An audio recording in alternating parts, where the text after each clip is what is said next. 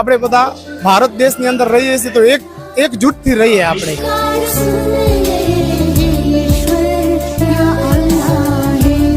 અમારા મુસ્લિમ ધર્મની અંદર એવું કહેવામાં આવે છે કલામી પાકની અંદર કે એક બનો ને નેક બનો ના મંત્રને લઈને તમે ચાલો.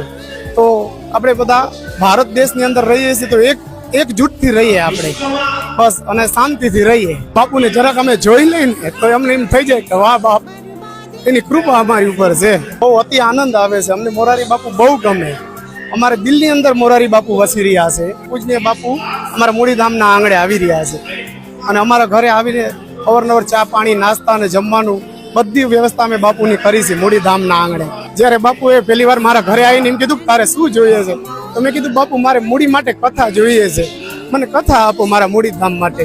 હું અહીંયા જન્મો છું ને અહીંયા જ મને દફનાઈ દેવાના છે, એટલે તે બદલ મને કથા આપો. ને બાપુએ ત્યારે હા પાડી દીધી છે. જય સિયા રામ.